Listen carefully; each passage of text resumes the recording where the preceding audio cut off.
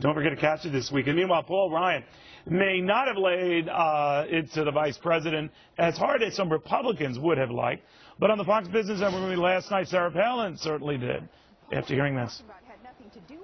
We would rather have 50 million future seniors determine how their Medicare is delivered to them instead of 15 bureaucrats deciding what, if, where, when they get it.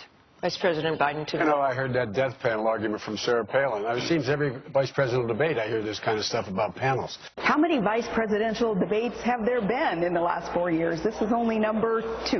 What Paul Ryan was talking about had nothing to do with the panel of 15 faceless bureaucrats that will make life and death decisions when it comes to coverage, instead of our doctors and patients being able to have a relationship making our own decisions about what kind of coverage we would like. Joe Biden just kind of highlighted that, and thank you for it, because I want to talk about why we cannot afford these death panels, nor anything else is a part of Obamacare.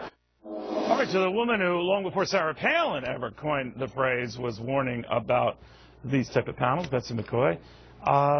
Betsy, you've always argued these panels are alive and well. Neil, this entire health law is a death panel, because it takes away care that seniors need to stay alive. This law takes $716 billion out of future Medicare funding over the next decade by slashing what hospitals, hospice care, dialysis centers, doctors are paid to care for seniors. In fact, cuts to seniors pay for more than half this entire law and all the entitlements for people under age 65.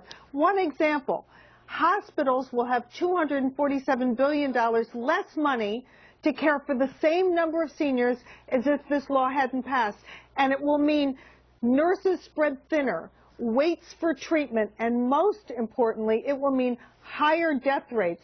We know from the scientific evidence that seniors treated in low-spending hospitals have a 15% higher risk of dying from the heart attack that brought them to the hospital. Well, 30 million more people coming into the system means people are going to be waiting for certain pieces of equipment, you name it in the system, right? That's just a gimmick. Well, that's true, but the chief actuary of Medicare warned that the cuts in this law will force 15% of hospitals to possibly stop taking Medicare. Where will seniors go? And almost half of hospitals will be forced to operate in the red, providing skimpy care. And that will mean lower survival rates for elderly patients in the hospital. We need health insurance reform to make sure the uninsured are covered. But taking this money out of Medicare to cover the uninsured, that's not reform, that's murder. Seniors will not be able to survive with that skimpy kind of care. What if Congressman Ryan's analogy that it was akin to the administration digging into a piggy bank to fund Obamacare? Was that an effective enough response? It's a very on-point response. What this law does is rob grandma to spread the wealth. It takes the money out of Medicare to fund entitlements for people under age 65, including a vast expansion of Medicaid.